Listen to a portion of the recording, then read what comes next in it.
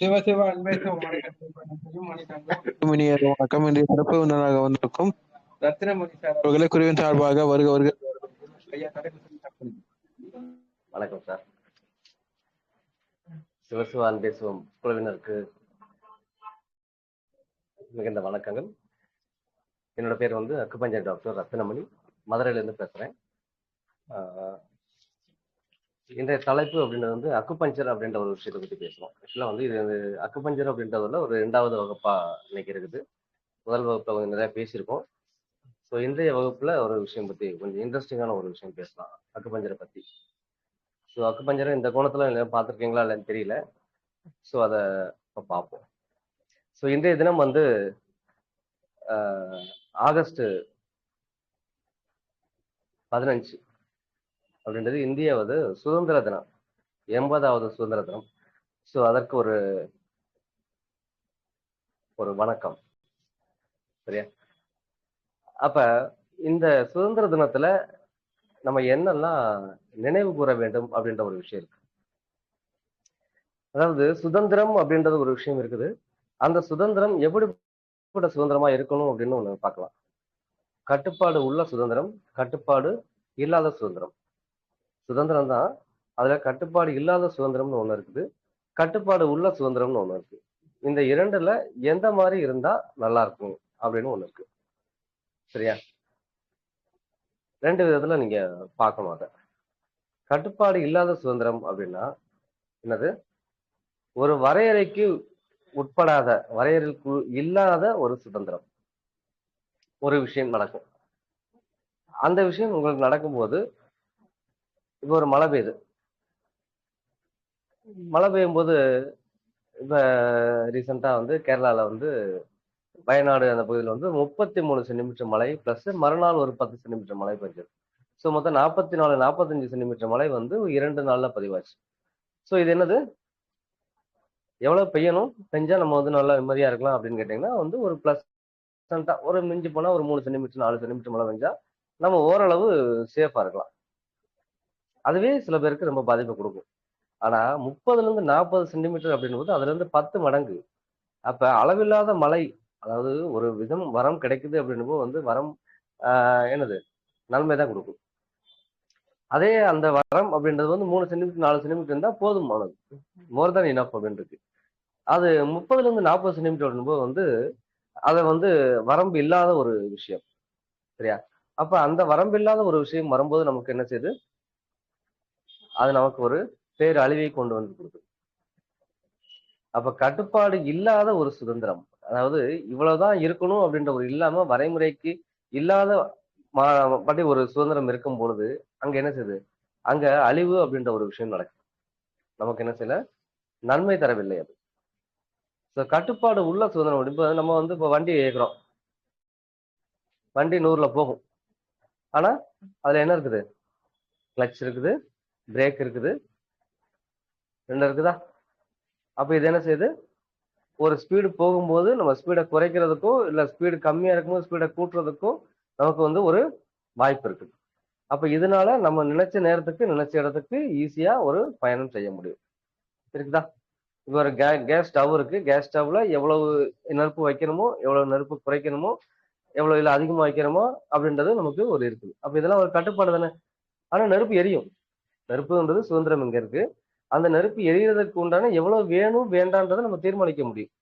அப்ப இந்த மாதிரி தீர்மானிக்க முடிகிற ஒரு சுதந்திரம் நல்லதா, அல்லது தீர்மானிக்க முடியாத ஒரு சுதந்திரம் நல்லதா அப்படின்னு இருக்கு இல்லையா? சரியா? சோ இதோட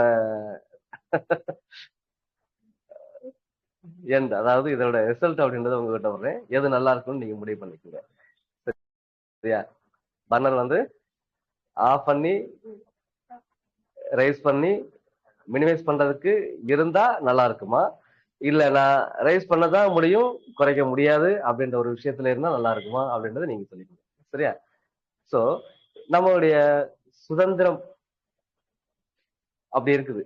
சரியா? அப்ப இந்த சுதந்திரத்துக்கு போராடின மக்கள், சுதந்திர போராட்ட வீரர்கள், அவர்களை நினைவு கூர்ந்த ஒரு முக்கியமான நாள் இன்னைக்கு. சரியா? அவங்க நமக்கு என்னெல்லாம் பண்றாங்க? அவங்க எங்க இருக்காங்க? நம்மளை சுத்தி அரணாக இருக்கும் பொழுது நாம் என்ன செய்யறோம்? நாம் சுதந்திரமாக இங்க இருக்கிறோம். அவங்க ஒரு ஒரு அரண் மாதிரி இருக்கிறதுனால நாம இங்க உள்ள நாட்டுக்குள்ள நம்ம சுதந்திரமா நம்ம என்ன செய்யறோம்? ஒரு இயக்கத்துல இருந்துட்டு இருக்கோம். சரிங்களா?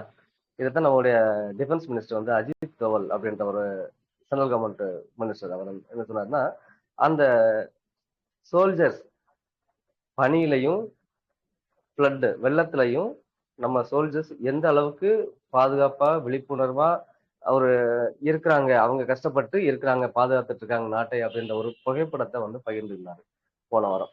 அது சமூக வலைத்தளங்கள் நிறைய வந்துச்சு. ஸோ அந்த அளவு அவங்க வந்து அந்த அவங்க அவங்க அந்த ஒரு அது என்னது ஒரு காவல் தெய்வங்கள் அவங்கெல்லாம். அப்படி இருக்கிறதுனாலதான் நாம என்ன செய்யறோம்? இங்க சுதந்திரமா உள்ள இருந்துட்டு இருக்கோம். சரியா? சரி, இப்ப எதுக்கு அக்குபஞ்சருக்கு என்ன சம்பந்தம்? தேவையில்லாம எதுக்கு அந்த வார்த்தை உள்ள வருது? கேட்கலாம்ல. இப்ப நான் என்ன சொன்னேன்? வெளியில அவங்க பாதுகாப்பாக இருக்கும் பொழுது நாம உள்ளுக்குள்ள என்ன செய்யறோம்? ஊருக்குள்ள சுதந்திரமா நடமாடிட்டு இருக்கோம்.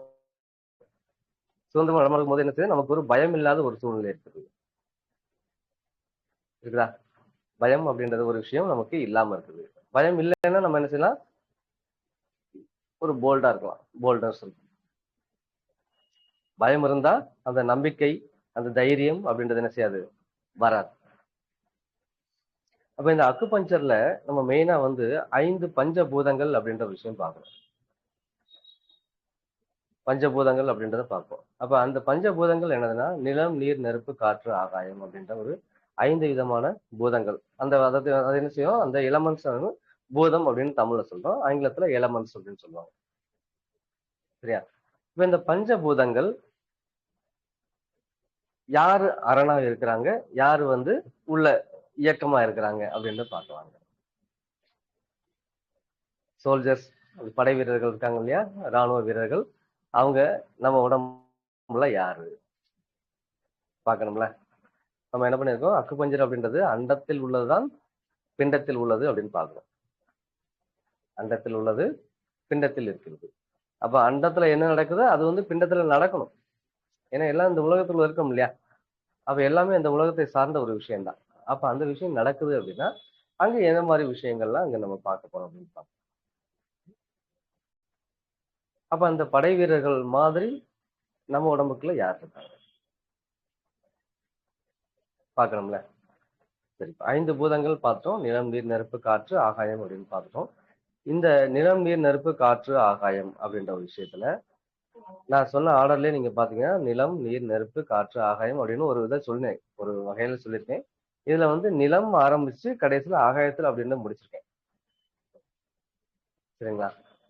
அப்ப எப்பவுமே ஒரு 2 எண்டுல இருக்கிற விஷயங்கள் ஸ்ட்ராங்கா இருந்துச்சுன்னா இடையில உள்ள விஷயங்கள் எப்பவுமே ரிலாக்ஸா இருக்க முடியும். புரிஞ்சுதா? இப்ப தாயும் தகப்பனும் 2 அம்மாவும் அப்பாவும் 2 பேரும் நல்லா ஸ்ட்ராங்கா இருந்தாங்கன்னா அவங்களுக்கு குழந்தைகள் எப்படி இருப்பாங்க? இன்னும் ஸ்ட்ராங்கா இருப்பாங்க. புரிஞ்சுது இல்லையா? ஆண், பெண் அப்படின்னு 2 விதமான ஒரு விஷயம் இருக்கும்போது அவங்களுடைய சந்ததிகள் எப்படி இருப்பாங்க? ரொம்ப ஸ்ட்ராங்கா இருப்பாங்க. அது மாதிரி மண், அதாவது நிலம், அந்த ஆகாயம், இந்த 2ம் என்னது? அசையாத ஒரு விஷயங்கள், அதாவது நிலையான ஒரு விஷயங்கள். எப்பவுமே நிலையான விஷயங்கள் எப்ப இருக்கு? எப்படி இருக்கும்? ரொம்ப ஸ்ட்ராங்கா இருக்கும். மண் ஸ்ட்ராங்கா இருக்கா? எவ்வளவுதான் அடிச்சாலும் உதைச்சாலும் என்ன செய்யுது? மண்ணு இருக்குது. நீங்க எவ்வளவுதான் மண்ணை தோண்டினாலும், மண்ணை அள்ளினாலும், மண்ணை எங்கிட்டு வேற எங்கேயும் கொட்டினாலும் அது சமநிலைக்கு வந்துருது. வந்துருதா? அப்ப ஸ்ட்ராங்கா இருக்கா? அது ஏதாவது நீங்க டேமேஜ் பண்ண முடியுமா மண்ணை? மண், நிலம் அப்படின்றது ஒரு விஷயம், அது ஸ்ட்ராங்கா தான் இருக்கும். நீங்க என்னதான் பண்ணாலும் திருப்பி என்ன செய்யும்? ரீபொசிஷனுக்கு அது வந்துடும். இன்னைக்கு வரட்டாலும் நாளைக்கு, நாளை கழிச்சு வந்துடும் அது. சரியா? அப்ப அது எப்பவுமே ஒரு ஸ்ட்ராங்கான ஒரு பொசிஷன்ல இருக்கு. அதே மாதிரி ஆகாயம் அப்படின்னு கடைசி சொன்னேன். இந்த ஆகாயம் அப்படின்றது வின் அப்படின்றது, அதாவது நம்ம அக்குப்பஞ்சர் அப்படின்றதுல ஒரு மரபூதம் அப்படின்னு சொல்லுவோம். நிலபூதம் அப்படின்றது மரபூதம். மரம் அப்படின்றத வந்து என்ன செய்வோம்? ஆகாயம் அப்படின்னு சொல்லுவோம். சரியா? அப்ப இந்த ஆகாயம் எப்படி இருக்கு? நிலையான ஒரு விஷயம் தான். சரியா? அங்கதான் வந்து அந்த ஈர்ப்பு விசை அப்படின்ற ஒரு விஷயம் இருக்குது. அந்த ஈர்ப்பு விசை நிலையாக இருக்க போது மட்டும்தான் நம்ம இந்த பூமி எப்படி இருக்குது, ஒரு கட்டுப்பாடுள்ள ஒரு சுதந்திரத்தோட சேர்ந்து என்ன செய்யுது, ஒரு இயக்கத்துல இருக்குது. அங்க எனக்கு இழுக்க மட்டும்தான் தெரியும், இல்ல தள்ள மட்டும்தான் தெரியும் அப்படின்னு ஆகாயம் சொல்லிடுச்சுன்னா, இந்த நிலம் என்ன செய்யாது, இந்த பூமி இங்க இருக்க முடியாது. புரியுதுங்களா? கட்டுப்பாடு உள்ள சுதந்திரம், கட்டுப்பாடு இல்லாத சுதந்திரம். சரியா? அப்ப அந்த ஆகாயத்துக்கு அந்த கட்டுப்பாடு உள்ள சுதந்திரம் இருக்க போய் மட்டுமே நமக்கு என்ன செய்யறோம், நம்ம இந்த பூமி ஒரு குறிப்பிட்ட வட்டத்திற்கு உள்ளாக இருந்து சுழன்று கொண்டிருக்கிறது. அதுவும் சுழன்று அதை ஈர்க்கக்கூடிய, அது சார்ந்திருக்கக்கூடிய இன்னொன்ற சூரியனையும் என்ன சொல்றது, சேர்ந்து சுத்திட்டு இருக்கு. அப்படி சுத்தும் பொழுது ஒரு நிலையான இயக்கம் அப்படின்றது ஒரு இருக்கு நமக்கு. சரிங்களா? நிலையான ஒரு இயக்கம் நமக்கு நடந்துட்டு இருக்கு. அதனால அங்க அந்த நிலத்தில், அந்த பூமியில் மனித உயிர்கள் மட்டுமல்லாத மற்ற பிற உயிர்களும் என்ன செய்யுது, வாழக்கூடிய சூழ்நிலை உண்டாகிறது. இல்லைன்னா அங்க அந்த வாழக்கூடிய சூழ்நிலை இருக்காது. சரிங்களா? இல்ல பூமியே இருக்காது சொல்ல போனா. அந்த வட்டத்துக்குள்ள இல்ல அப்படின்னா என்ன செய்யும், பூமி எங்கிட்டா போயிடும். எங்கிட்டா போகுதுன்னா நமக்கு என்ன தெரியாது, இல்ல எங்கேயோ போய் மோதிட்டு சிதைஞ்சு போயிடும். அப்படிலாம் இருக்கு. அப்ப இந்த நிலைத்த தன்மை உடைய இந்த நிலம் அந்த ஆகாயம் அப்படின்ற அந்த மரபுதம், இந்த இரண்டும் இழைக்கும் போது, இந்த எண்டலையும் இந்த எண்டலையும் இருக்கும்போது இடைப்பட்டு அந்த ரெண்டுக்கும் இடையில உள்ள என்ன இருக்குது, காற்று, அதாவது நெருப்பு, காற்று, நீர் அப்படின்னு இருக்கு. நெருப்பு, காற்று, நீர். சரிங்களா? காற்று, நெருப்பு, நீர். இதனால மூணு இந்த மித்த மூணு அதுக்குள்ள இருக்கு. அந்த முற்ற மூன்றும் இயக்கத்திலேயே இருக்கின்றன. எப்படி இருக்குது, இயக்கத்திலேயே இருக்கின்றன. நிலமும் ஆகாயமும் நிலையாக இருக்கிறது. நெருப்பும் காற்றும் நீரும் இயக்கத்திலேயே இருக்கின்றன. நீங்க இப்ப வச்சுங்களேன், மண்ணு போட்டா ஒரு இடத்துல அப்படியே நிக்கும். நிக்குமா? அதை நீங்க தூக்கி வச்சா அந்த இடத்துக்கு போய் நிக்கும், இல்லைன்னா அது அங்கேயே நிக்கும். ஒரு பாறை எடுத்துட்டா அந்த பாறை என்ன செய்யும், ஒரு இடத்துல நிக்கும். அதை நீங்க உருட்டி விட்டாதான் திருப்பி அங்க போய் நிக்கும். எங்கேயோ ஒரு இடத்துல ஸ்டக் ஆச்சுன்னா நின்றுடும். அவ்வளவுதான். மரம் என்ன செய்யும், ஒரு தாவரங்கள் செடி கொடி என்ன செய்யும், ஒரே இடத்துல தான் இருக்கும். அது எங்கேயும் நீங்க வேற இடத்துல எடுத்து நட்டா தான் அந்த இடத்துக்கு போகும், இல்லைன்னா நான் போக முடியாது. அதே இடத்துல இருந்து வளர்ந்துட்டு இருக்கும். சரிங்களா? அப்ப இரண்டும் ஒரு இடத்துல இருந்து ஒரு இடத்துக்கு நகலக்கூடிய தன்மை இல்லாத ஒரு விஷயங்கள். அப்ப ஒரு இடத்துல இங்க இரு அட்டாக் அப்படின்னா அட்டாக் அங்கேயே நிக்கும். அது வேற எங்கேயும் என்ன செய்யாது, நகலாது. ஒரு நிலையான தன்மை உடையது. ஆனா நெருப்பு நிலையா இருக்குமா? எரியும், பக்கத்துல எரியறதையும் சேர்த்து எரிஞ்சிட்டு இருக்கும். சரியா? ஏதாவது இல்லைன்னா தான் இல்லாம போகுமே ஒழிய அதுக்குரிய தன்மை ஏதாவது இருந்ததுன்னா, எரியக்கூடிய பொருள் ஏதாவது இருந்ததுன்னா அத்தனை பொருளையும் எரிச்சு களையற்றும். இப்ப நீங்க பார்த்திருப்பீங்க ரீசெண்டா, அதாவது ஆஹ் காடுகளில் பற்றி எரியக்கூடிய தீ அப்படின்னு, அந்த மேலை நாடுகள்ல நிறைய, இப்போ யுஎஸ், கனடா, கலிபோர்னியா, அந்த மாதிரி இங்க எல்லாம் என்ன, ஆஸ்திரேலியா, இங்க எல்லாம் என்ன செய்யுது, அதாவது நெருப்புகள் அகோர கோர தாண்டவம் ஆடுது அப்படின்னு சொல்லியிருக்காங்க. இருக்கிற அவ்வளவு மலை பிரதேசங்கள், அவ்வளவு இயற்கைகளையும் அழிச்சுக்கிட்டு இருக்குது. இப்ப ரீசெண்டா நான் போன வாரம் என்ன செஞ்சு, நம்ம சதுரகிரி மலையில ஒரு ஃபயர் ஆக்சிடென்ட், ஃபயர், மலை மேல தீப்பிடிச்சு. ஸோ இயற்கை வளங்கள் இந்த மாதிரி காலியாயிட்டு இருக்கு. அப்ப நெருப்பு அப்படின்றது ஒரு இடத்துல பிடிச்சது அப்படின்னா, அது பக்கத்துல உள்ள அதோட தன்மையில ஏதாவது ஒண்ணு இருந்தா அதையும் என்ன செஞ்சிடும், எரிச்சு சாம்பல் ஆயிட்டு போயிட்டே இருக்கும். அது இயக்கத்துல இருந்துகிட்டே இருக்கும், நிலையா நிக்காது. சரியா? காற்று எப்படி இருக்கு, காற்று ஒரு இடத்துல நிக்குமா? காற்று நிக்காது. காற்று என்ன செய்யும், ஒரு இடத்துல இருந்து இன்னொரு இடத்துக்கு போய்கிட்டே இருக்கும், நகர்ந்துகிட்டே இருக்கும். காத்து ஒரு இடத்துல நின்றுக்குச்சுன்னா அந்த இடத்துல நம்ம என்ன செய்ய முடியாது, இருக்க முடியாது. எப்படி சொல்றீங்க நிக்க முடியாதுன்னு? இப்ப காற்று ஒரு இடத்துல இல்ல, காற்று நின்னுக்குச்சு அப்படின்னா காற்று இயக்கத்துல இல்லைன்னு அர்த்தம். அப்ப அது இயக்கத்தில் இல்லாத சூழ்நிலையில உங்களால மூச்சு விட முடியுமா? முடியாது. உங்களால மூச்சு விட முடியுமா? முடியாது. அப்ப உயிர் வாழ முடியுமா? முடியாது. சரியா? காற்று இல்லை அப்படின்னா நம்மளால உயிர் வாழ முடியாது. சரியா? அப்ப நீர் இருக்கு. அப்ப காற்று என்ன செய்யுது, ஒரு இயக்கத்திலேயே இருந்துகிட்டே இருக்கு. அப்புறம் நீர் அப்படின்ற ஒரு விஷயம் இருக்கு. இந்த நீர் என்ன செய்யுது, நீர் ஒரு இடத்துல இருக்குமா? நீர் பனிக்கட்டியாக மாறும் வரைக்கும் ஒரு இடத்துல இருக்கும். பனிக்கட்டியாக மாறாத வரைக்கும் நீர் என்ன செய்யும், ஒரு இடத்துல இருந்து இன்னொரு இடத்துக்கு போயிட்டே தான் இருக்கும். அவ்வளவுதானே? ஒரு இடத்துல இருந்து இன்னொரு இடத்துக்கு போய்க்கொண்டேதான் இருக்கும், இயக்கத்தில் இருந்து கொண்டேதான் இருக்கும். அப்ப நெருப்பு, காற்று, நீர் இந்த மூன்றும் எப்பொழுதும் இயக்கத்திலேயே இருக்கும். நிலமும் ஆகாயமும் எப்போதும் நிலையாகவே இருக்கும். சோ இதுதான் என்னது, கட்டுப்பாடு உள்ள ஒரு சுதந்திரம். அப்ப இந்த கட்டுப்பாடுகள் இருக்கும் பொழுது மட்டுமே நீங்கள் என்ன செய்ய முடியும், முழுமையான சுதந்திரத்தை அனுபவிக்க முடியும். சரியா? நல்ல பனி புயல் வீசுது இருக்கா வெளியில, உங்களால என்ன போக முடியுமா? முடியாது. ஆனா உள்ள ஏசி போடுறோமா வீட்டுக்குள்ள? பிரீஸ் ஏர் அப்படின்னு சொல்றோம். பிரீஸ் ஏர் அப்படின்னா என்னது, நல்ல இதமான பனிக்காற்று, அதுல நீங்க ரொம்ப நேரம் இருக்க முடியும். ஆனா பனி புயல் அப்படின்ற வழியில இருக்கும்போது அங்க உங்களால இருக்க முடியாது. சரிங்களா? அதாவது கட்டுப்பாடு உள்ள ஏசி 25ல வைக்கலாம், 26ல வைக்கலாம், 30ல வைக்கலாம், இல்ல வந்து 19 வைக்கலாம், 18 வைக்கலாம். அப்ப இந்த ரேஷியோ நீங்க வைக்க முடியறதுக்கு, அதை கண்ட்ரோல் பண்ண முடியுது அப்படின்னா நீங்க அங்க சுதந்திரமாக இருக்க முடியும் அப்படின்ற ஒரு விஷயம் இருக்கு. இல்ல நான் வந்து 45 டிகிரில தான் அடிப்பேன், புயல் வீசும், இல்ல 90 டிகிரில தான் புயல் வீசும், நான் அங்கதான் இருக்க முடியுமா? அந்த இடத்துல உங்களால என்ன செய்ய முடியாது, இருக்க முடியாது. என்னோட சுதந்திரம் நான் எப்படினாலும் வீசுவேன், நான் வந்து 10 டிகிரி செல்சியஸ்ல தான் இருப்பேன் அப்படின்னா உங்களால இருக்க முடியுமா? இருக்க முடியாது. ஐஸ் ஆயிருவீங்க, உறைஞ்சிருவீங்க. சரியா? அப்ப இந்த கட்டுப்பாடு இல்லாத ஒரு தன்மை வந்துச்சுன்னா என்ன செய்யும், அங்க நம்மளால நம்மளுடைய இயக்கங்கள் அங்க இருக்காது. நம்ம இயக்கம் இருந்தா தான் நம்ம என்ன செய்ய முடியும், ஒரு வேலைகளை செய்ய முடியும். ஒரு ரீப்ரொடக்ஷன், அதாவது மறு உற்பத்தி அப்படின்ற ஒரு விஷயம் என்ன செய்யும், அங்க இருக்கும். இல்லைன்னா உற்பத்தியே நடக்காது. சரிங்களா? அப்ப நிலம், ஆகாயம் இந்த 2 பூதங்களும் அக்குப்பஞ்சர்ல நிலையான பூதங்கள். இது என்ன செய்யக்கூடாது, நிலைத்த தன்மையிலிருந்து மாறக்கூடாது.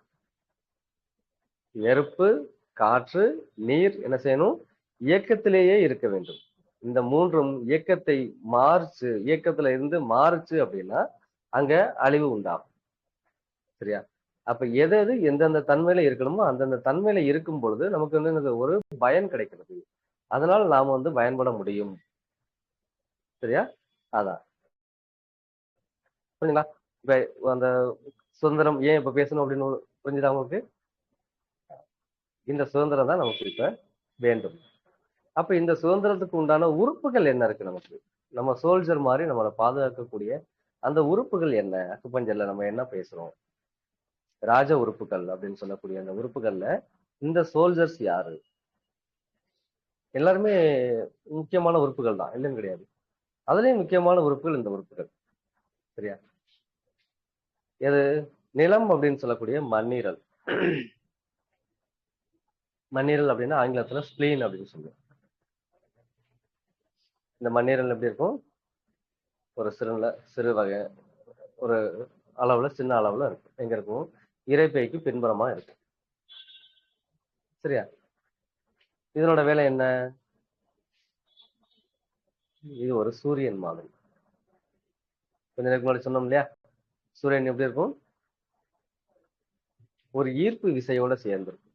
ஈர்ப்பு விசை எப்படி இருக்கும், ஒரு பூமியை என்ன செய்யாது, என்கிட்ட வரக்கூடாது, நானும் உங்ககிட்ட வரமாட்டேன். ஒரு ஜோக் இருக்கு இல்லையா, அந்த கோட்டை தாண்டி நீயும் வரக்கூடாது, நானும் வரமாட்டேன். அப்ப எப்ப போவோம்? அந்த ஜோக் பாத்தீங்கன்னா சிரிப்பா இருக்கும். சரியா? அப்ப அந்த ஒரு டிஸ்டன்ஸ் மெயின்டைன் பண்ணது இல்லையா, அங்கதான் சுதந்திரம் இருக்கு. இந்த சுதந்திரம் எப்போது விடுபடுகிறதோ அப்பொழுது நோய் உண்டாகிறது. நீயும் வரமாட்டேன், நானும் வரமாட்டேன், வரக்கூடாது அப்படின்னு சொல்லக்கூடிய இடத்துல இருக்கும் பொழுது நோய் இல்லை. ஆனா அதை மீறும் பொழுது எங்க உடல் நோய்வாய்ப்படுகிறது. புரிஞ்சுங்களா? அப்ப நோய்வாய்ப்படுகிறது அப்படின்னா இந்த நோய் தன்மையை உண்டாக்கக்கூடிய ஒரு விஷயம் என்னது, இந்த மண்ணீரல் அப்படின்றது இங்கதான் என்னது, ஆர்பிசி அப்படின்னா red blood cells, red blood corpuscles, அதாவது சிவப்பு ரத்த அணுக்கள் அப்படின்ற ஒரு விஷயம் இங்கதான் நடக்குது. சரி, இந்த சிவப்பு ரத்த அணுக்கள் இங்க என்ன நடக்குது, என்ன வயசுமான வேலை நடக்குது, எங்க வேலை செய்யுது அப்படின்னா, அதாவது 120 நாட்கள் இந்த முடிவடைந்த பின்னாடி, அதாவது ஒரு வளர்ச்சி, சரியா? இப்ப நம்ம மனிதனுக்கு என்ன செய்யறோம்? ஆயுள் சொன்ன சொல்றோம் 120 வயசு சொல்றோம். முழுமையான ஆயுள் அப்படின்னா 120 ஆண்டுகள் அப்படின்னு சொல்றோம். சொல்லலாமா? ஆனா வயது எப்படி இருக்குது? இப்ப 60 வயசு இல்ல மிஞ்சி போனா 70 வயசுக்குள்ள நம்மளோட லைஃப் ஸ்பேன் வந்து இருக்குது. அவ்வளவுதான் இருக்குது. சரியா? இந்த 120 ஆண்டுகள் அப்படின்ற அந்த மனித உடல் உயிர் இருக்கக்கூடிய நிலை வந்து இந்த சிவப்பு அணுக்கள், ரத்த சிவப்பு அணுக்களுக்கு உண்டான வாழ்நாள் அப்படின்றது 120 நாட்கள். இந்த 120 நாட்கள் முடிவடைந்த இந்த ரத்த சிவப்பு அணுக்களை எங்கல்பிங் அப்படின்ற கூடிய ஒரு விழுங்குதல் முறை மூலமாக, அதாவது கோழி என்ன செய்யும்? அப்படி போட்டோன்னே டபக்குன்னு உள்ள முழிக்கிடும். அது என்ன செய்யாது? மென்னு திங்காது. சரியா? அப்ப இந்த மென் வந்து விழுங்குதல், அதாவது டபக்குன்னு இப்படி முழுங்கிடும், உள்ள முழுங்கிடும். எதுவும் மெல்லாது. அந்த விழுங்குதல் முறை மூலமாக அதை அழித்து மறுபடி என்ன செய்யுது? அயமாக ப்ரொடியூஸ் பண்ணக்கூடிய ஒரு விஷயம். சரியா? இந்த வேலையை என்ன செய்யுது? இந்த மண்ணீரல் அப்படின்ற ஒரு உறுப்பு செய்யுது. அப்ப இந்த மண்ணீரல் அந்த வேலையை செய்யல அப்படின்னா அங்க என்ன நடக்காது? ரத்தத்தில் ரத்த சிவப்பணுக்கள் சரியானபடி இருக்காது. அப்ப ரத்தத்துல ரத்த சிவப்பணுக்கள் இல்லைன்னா ரத்தம் அந்த சிவப்பு நிறத்தை அடையாது. சரிங்களா? நம்ம சொல்லுவோம், ஒருத்தரை பார்த்து ரத்தம் இல்லைன்னா ஏன்டா அப்படி வெளுத்து போயிருக்கிற கேட்போமா? கண்ணு இப்படி பார்த்தா என்ன இப்படி வெளுத்து போயிருக்குது, நாக்க பாருங்க என்ன வெளுத்து போயிருக்குது சொல்றோமா? அப்ப என்ன அர்த்தம்? அங்க ரத்தம் இல்லை, ரத்தத்தோட பற்றாக்குறை அங்க இருக்குது அப்படின்னு பாக்குறோம். சரிங்களா? அப்ப ரத்தம் நல்லா இருக்கணும்னா என்ன வேணும்? மண்ணீரல் அப்படின்ற கூடிய இந்த விஷயம், இந்த உறுப்பு சிறப்பான முறையில ஆரோக்கியமா இருக்கணும். அந்த நிலபூதம் என்ன செய்யணும்? ஆரோக்கியமாக இருக்க வேண்டும். அப்படி இருந்தா இந்த ஆர்பிசி அப்படின்ற ஒரு விஷயம் சிறப்பா இருக்கும். அந்த எங்கல்பிங் முறையில மறுசுழற்சி அப்படின்ற ஒரு விஷயம் அங்க நடக்கும். அப்ப ரத்தம் ஒரு ஆரோக்கியமான விஷயமாக அங்க இருக்கும். சரியா? அப்ப அந்த ரத்தம் இல்லை அப்படின்னா அந்த அனிமிக், அதைத்தான் அனிமிக் அப்படின்னு ரத்த சோகை அப்படின்னு சொல்றோம். அப்ப ரத்த சோகை அப்படின்ற ஒரு விஷயம் வந்துருச்சுன்னா அந்த நபர்கள் எப்படி இருப்பாங்க? அதாவது இம்யூனிட்டி குறைவான நபர்கள் அப்படின்னு சொல்லுவோம். அதாவது நோய் எதிர்ப்பு சக்தி குறைவான நபர்கள் அப்படின்னு சொல்றோம். சொல்றோமா? நோய் எதிர்ப்பு திறன் குறைவாக இருக்கும்.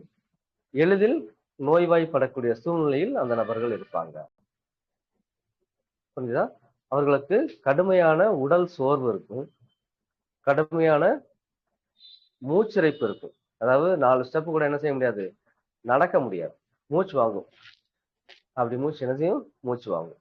அவங்களுக்கு வீசிங் வரும், மூச்சு வாங்கும், நடக்க முடியாது, ஓட முடியாது, ஒரு பொருளை தூக்க முடியாது, ஒரு வேலை செய்ய முடியாது, இந்த மாதிரி ஒரு தொடர்ச்சியா பேச முடியாது.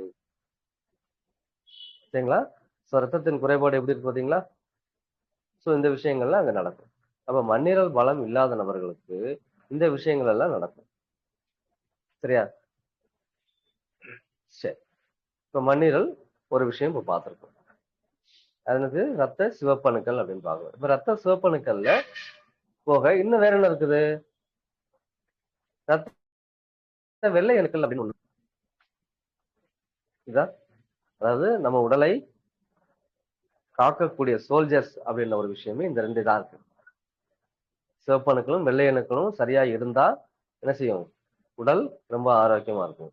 அப்ப இந்த வெள்ளை அணுக்கள் உற்பத்தி இங்க எங்க நடக்குது? WBC அப்படின்றது இங்க கல்லீரல் அப்படின்ற கூடிய இந்த மரபூத எலமெண்ட்ல நடக்குது. சரியா? இப்ப இந்த கல்லீரல் அப்படின்ற ஒரு விஷயம் புரதத்தை கையாளக்கூடிய ஒரு விஷயத்தை கொண்டிருக்குது. சரிங்களா? சாதாரண அனாட்டமிக் உள்ள நிறைய குழப்பம் வரும்.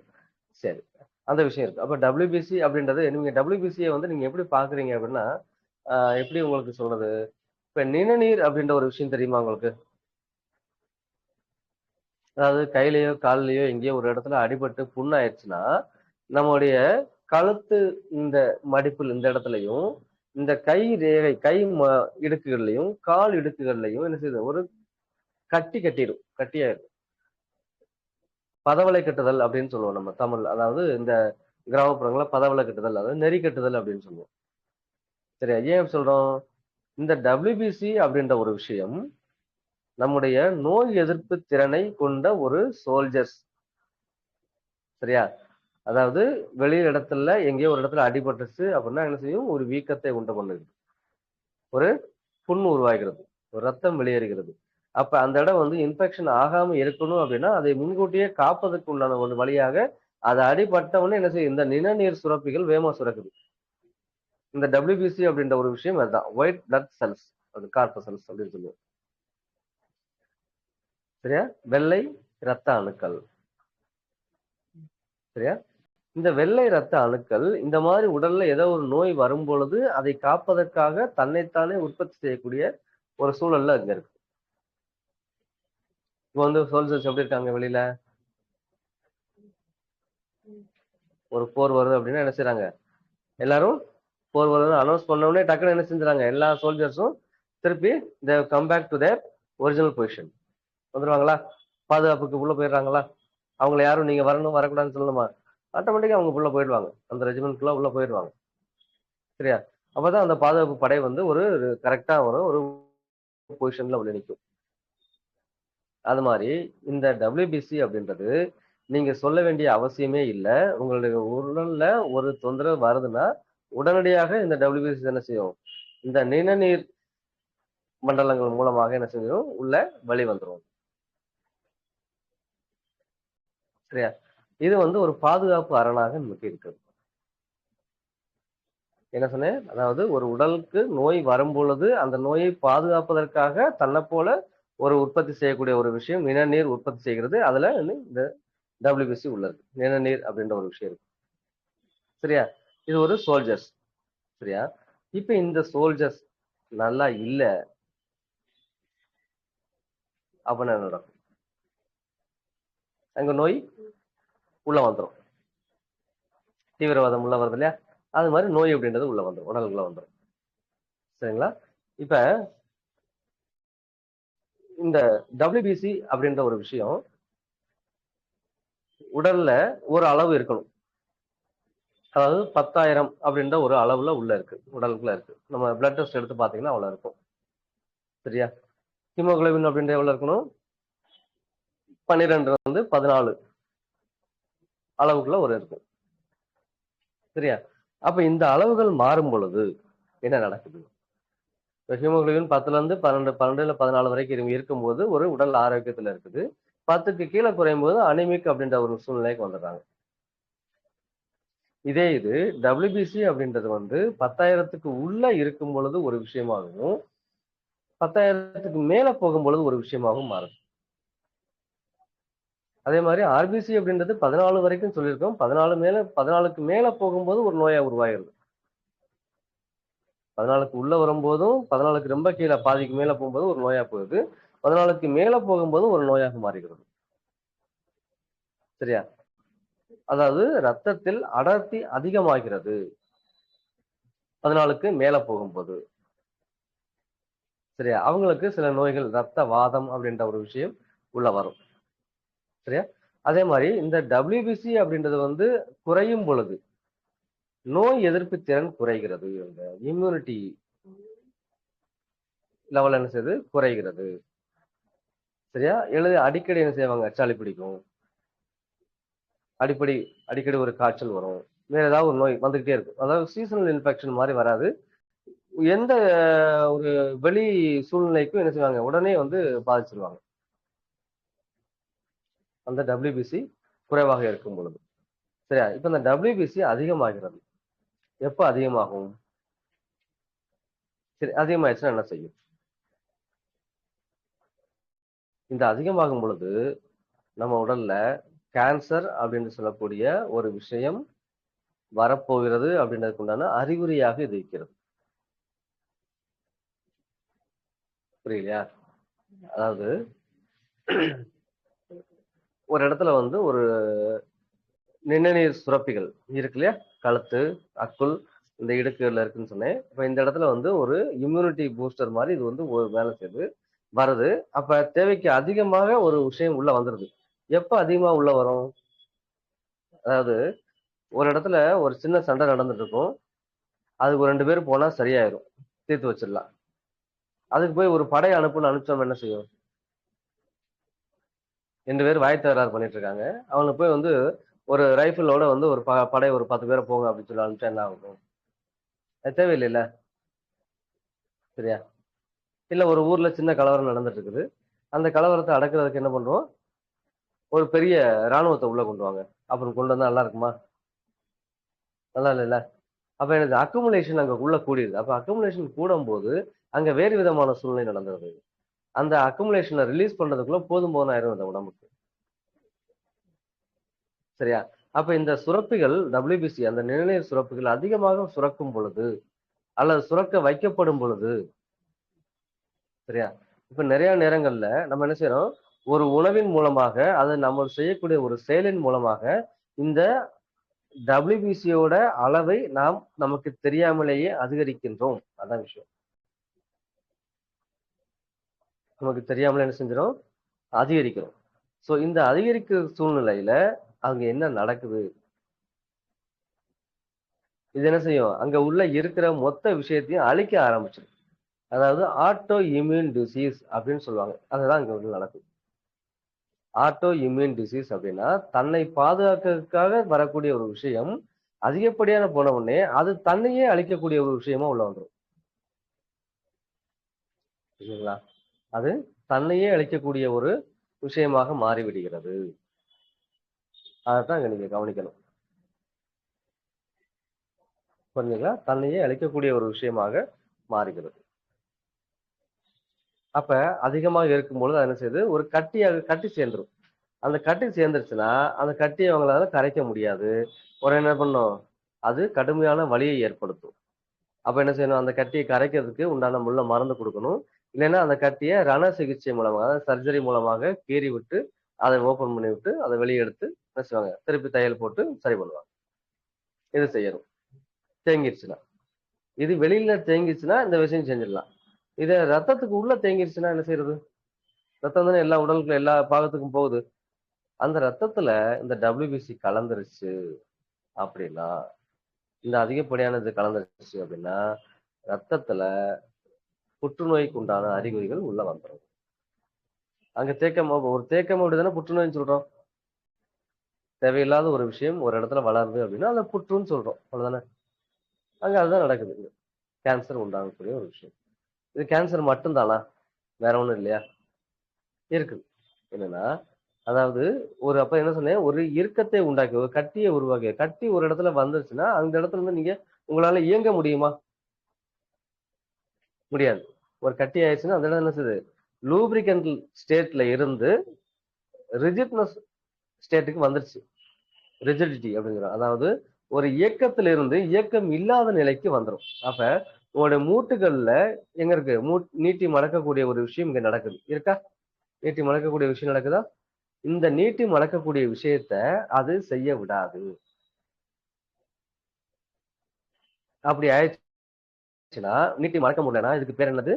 ஆர்த்ரைட்டிஸ் அப்படின்னு சொல்லுவோம். ஆர்த்தோனா என்ன? மூட்டுகள், எலும்புகள் சொல்லுமா? அது இயங்கக்கூடிய நிலையில தான் இருக்கணும்.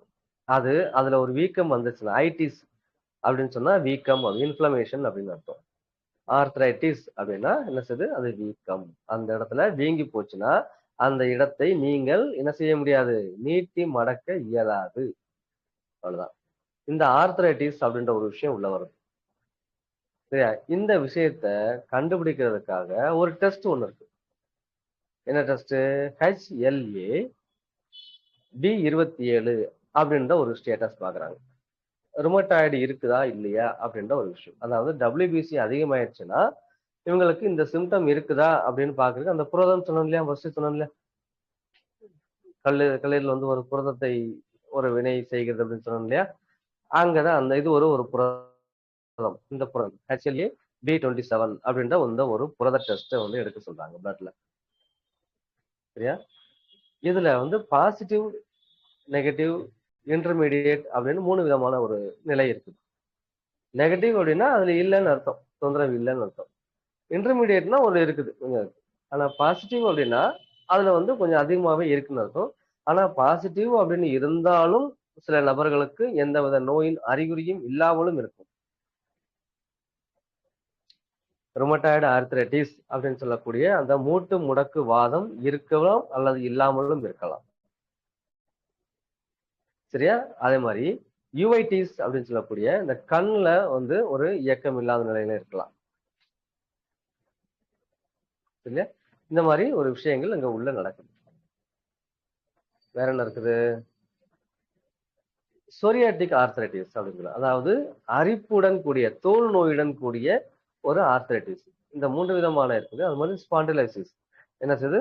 நம்முடைய கழுத்து எலும்புகள் என்ன செய்யுது? அந்த வீக்கத்தினால இயங்க இயலாத சூழ்நிலை இருக்குது. அதே மாதிரி இரிட்டபிள் பவல் சிண்ட்ரோம் அப்படின்னு சொல்லக்கூடிய அந்த ஐபிஎஸ் அப்படின்னு சொல்லுவாங்க. இது இங்க என்ன இருக்குன்னா, ஐபிஎஸ் வந்து க்ரோன்ஸ் டிசீஸ், அதாவது அல்சரேட்டிவ் கொலைட்டிஸ் அப்படின்னு சொல்லுவாங்க. அதாவது பெருங்குடல் அல்லது சிறுகுடல்ல வந்து புண்ணாகி அது என்ன செய்யும்? இந்த இரிட்டபிள் பவல் அப்படின்ற ஒரு நிலையை உண்டு பண்ணிடும். ஸோ இந்த மாதிரி விஷயங்கள் எல்லாம் எங்க வருது? இந்த டபிள்யூபிசியோட ஆதிக்கம் உடல்ல ரத்தத்துல அதிகரிக்கும் பொழுது நமக்கு கிடைக்கும், நோய்களா வருது. சரிங்களா? அப்ப கட்டுப்பாடு உள்ள சுதந்திரம் இங்க கட்டுப்பாடு இல்லாத சுதந்திரமாக வரும் பொழுது இத்தகைய நோய் நிலைகளுக்கு மனிதன் ஆளாகின்றான். அப்ப இதுக்கெல்லாம் என்ன செய்யணும்?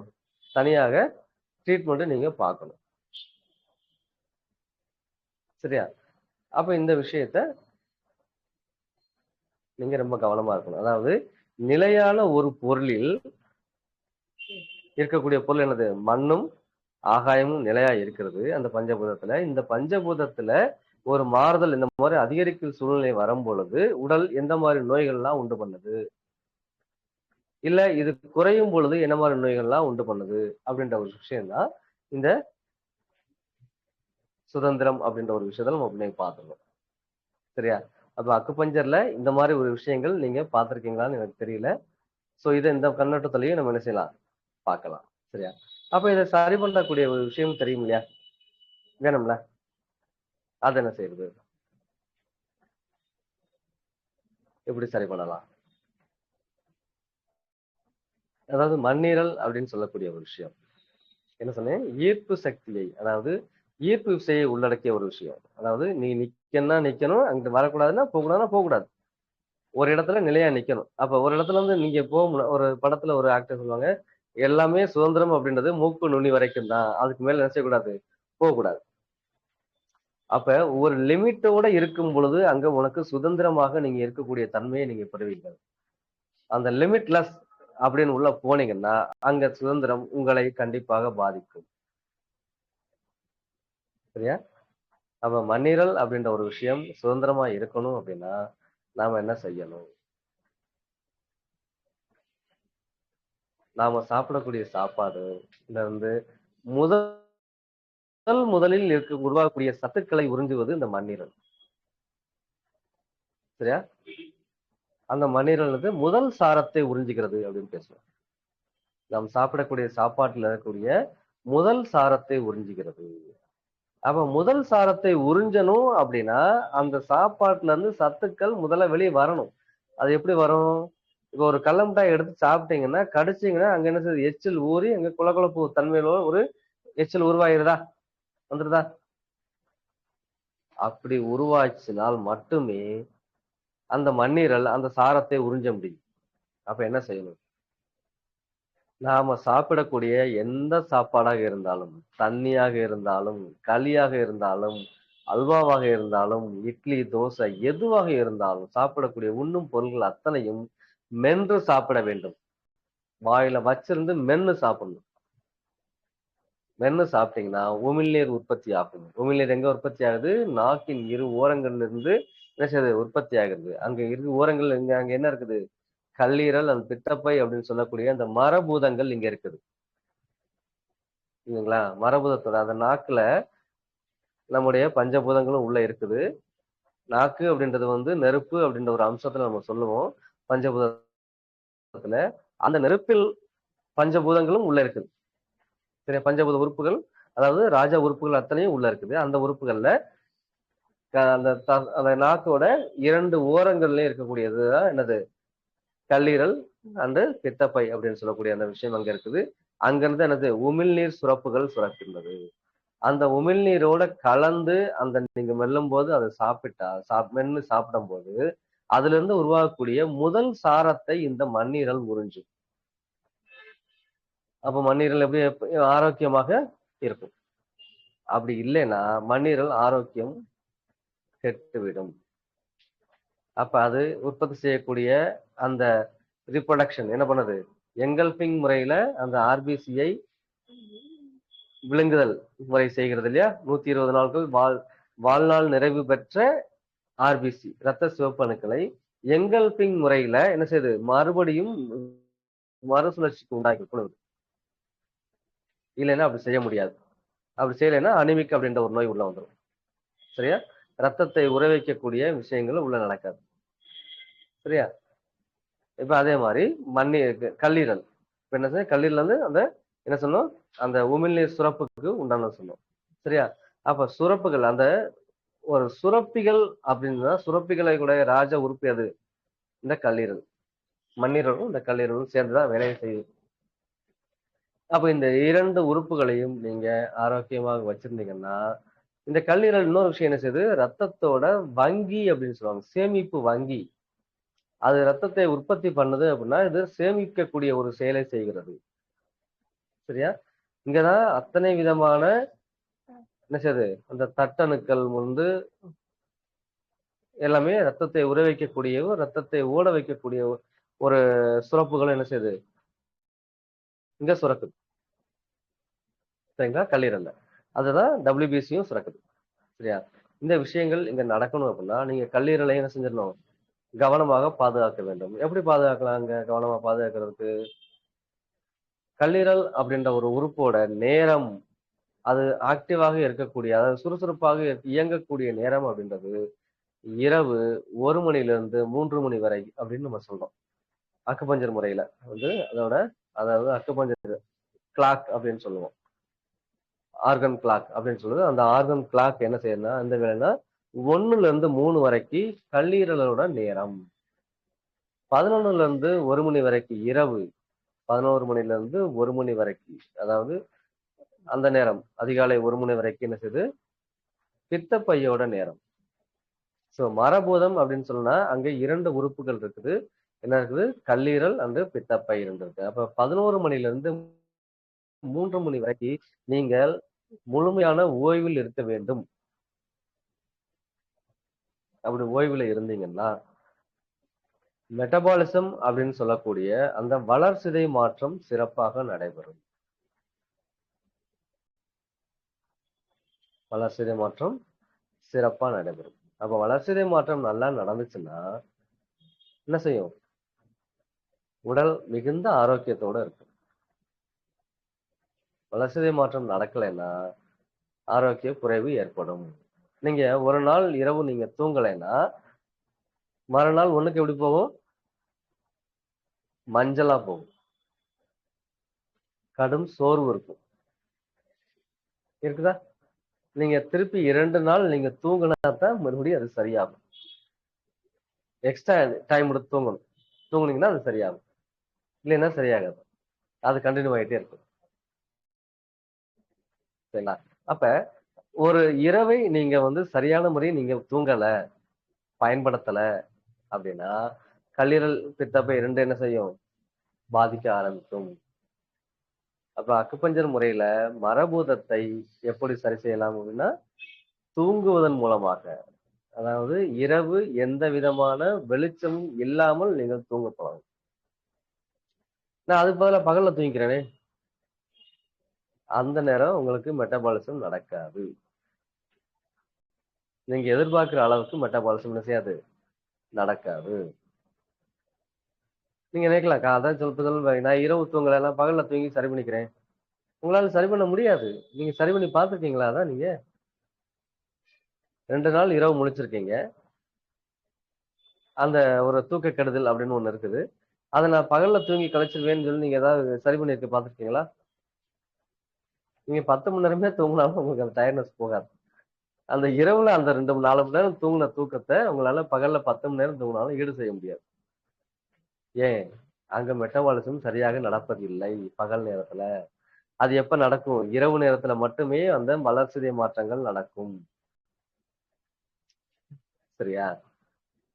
அப்ப மென்று அரைத்து சாப்பிடுவது அப்படின்றது மண்ணீரலை பலப்படுத்தக்கூடிய ஒரு செயல். இரவு நன்று தூங்குவது அப்படின்றது கல்லீரலை பலப்படுத்தக்கூடிய ஒரு செயல். சோ இந்த 2 விஷயத்தையும் நீங்க சரியா செஞ்சுட்டீங்கன்னா, அடுத்த ஒரு 3 விஷயம் என்ன இருக்குது? நெருப்பு, காற்று, நீர் அப்படின்ற கூடிய இந்த 3 பூதங்களும் மிகச் சிறப்பாக வேலை செய்யும். எல்லைகள் இருக்கக்கூடிய இந்த நிலமும், ஆகாயமும் நல்லா இருந்துச்சுன்னா, போர் வீரர்கள், படை வீரர்கள் எல்லையில நல்லா சிறப்பா பணியாற்றும்போது, நீங்க உள்ளுக்குள்ள இருக்கக்கூடிய இந்த மக்கள் நம்மலாம் எப்படி இருப்போம்? ஒரு சிறப்பான ஒரு வாழ்க்கையை வாழ முடியும். சரிங்களா? அப்ப சுதந்திரம் அப்படின்றது எங்க வந்திருக்கோம்? கட்டுப்பாடு உள்ள சுதந்திரம் வேணுமா? கட்டுப்பாடு இல்லாத சுதந்திரம் வேணுமான்னு நீங்க முடிவு பண்ணிக்கங்க. சரிங்களா?